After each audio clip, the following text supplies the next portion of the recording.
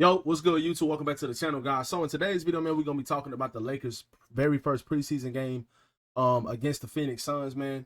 There was a lot of things in this game, guys, that you can take as like positives, and there was some things that were obviously negative.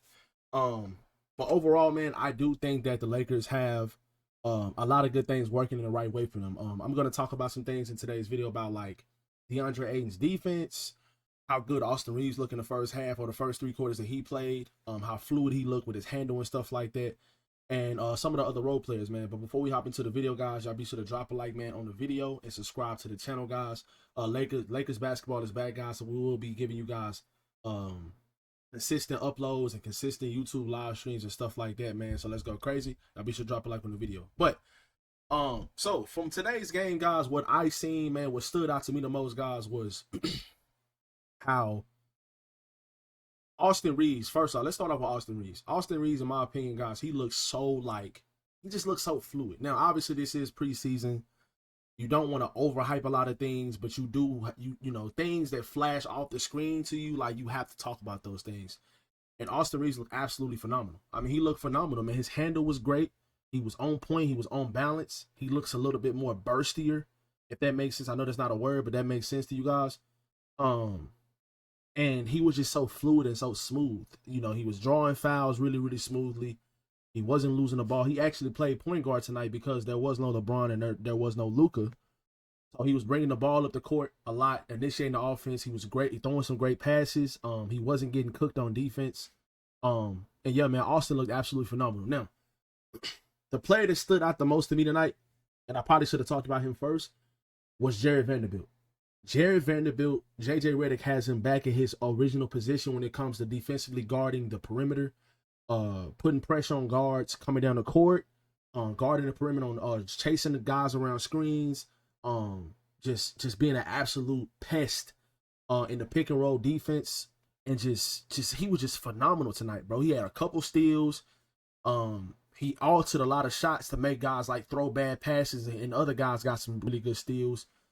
Jared Vanderbilt looks like he looks like the Jared Vanderbilt of old. And even though I don't think he made a three tonight, his 3-point, the rotation on his shot, the fluidity is there when it comes to his actual jump shot. The form looks better, the feet look better when he's releasing the ball. His release point looks better.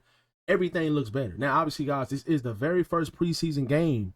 So, like, we aren't going to be able to just judge this thing, like, and it's just like, you know, you ain't going to be able to judge everything.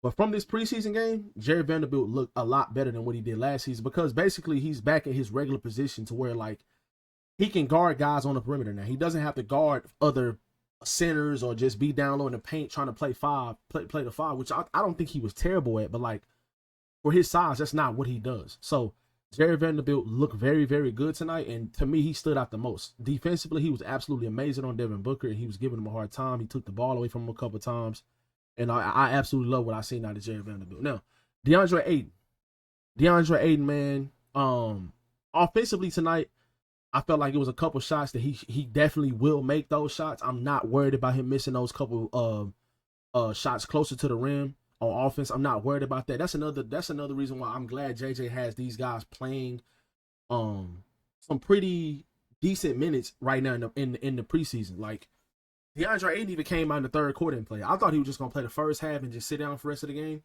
He came out and he played like 5-6 minutes in the third quarter, and I'm just glad that he's playing these guys minutes so they can knock the rust off.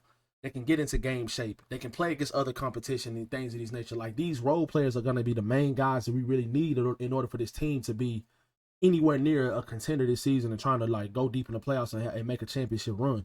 DeAndre Ayton was phenomenal defensively tonight. Defensively, he was great. He got a couple offensive rebounds, couple second chance points and stuff like that for the teammates. Defensively, he had 2 blocks and another possession. He had like a really, really good, like, getting back on defense, and he tipped another pass that was supposed to be a lob. So I love what I seen out of DeAndre Ayton tonight, running the floor, playing great defense tonight. And, you know, if he can just do those things and finish his shots around the rim, we will be in excellent shape when it comes to our center position. Another guy that kind of stood out to me tonight that I kind of want to talk about, that a lot of guys, a lot of people, like, we don't really know what we're gonna get out of this guy because he's just so inconsistent. At least he has been since he's become a Laker. Um, Jackson Hayes. Jackson Hayes is one of those guys. I'm not gonna say that we're gonna have to heavily depend upon, but in the regular season, if you want to have like a good center rotation and where DeAndre Ayton, when he goes off the court, you can stay big and have another live threat out there with Luka and LeBron and I said Luka, LeBron, and Austin Reeves. Jackson Hayes is going to be that guy. Now, like I said before, Maxi Kleber, if he's healthy and if he can play this season, you can have him playing alongside all of the bigs because he can spread the floor. You can have him playing alongside guys like DeAndre Ayton and guys like Jackson Hayes. Ever since JJ Redick got hired, he always talked about playing big and playing like with multiple centers on the court or multiple bigs. Maxi Kleber gives you that versatility to play multiple bigs on the court. He's 6'10", he can spread the floor and shoot the three, and he's a good defender. Like, now we'll see how good of a defender he is coming off the injury he had last season. We'll see if he can move his feet, and we'll see if he can stay up and go vertical and maybe block some shots or whatever. But from what he's brought to teams over his career, he can fit with this team playing alongside DeAndre Ayton and playing alongside Jackson Hayes even at times. He can play like a play the 4 position, or he can be a small ball 5. Like if maybe one of those guys aren't available some nights or when I'm injured or taking the night off, Maxi Kleber can come in and give you those minutes. He did not play tonight, so we did not really get to see him. But another guy that really stood out to me in this game was Jake LaRavia. Jake LaRavia, with the way he was playing defense on Devin Booker, I really, really liked it. I feel like they caught him for a few fouls a couple times, and I didn't necessarily think that those were fouls. But you know, the referees called on fouls, I guess, because it's Devin Booker. And that's another thing, just real quick before I hop into Jake LaRavia. Pause. But before I talk about Jake LaRavia, the referees were like really, Devin Booker and the Suns were trying extremely hard tonight. Like, I know like you want to get into like shape and you want to get into game shape. I'm not here to complain about that, but like, I'm like, bro, Devin Booker he played the entire third quarter.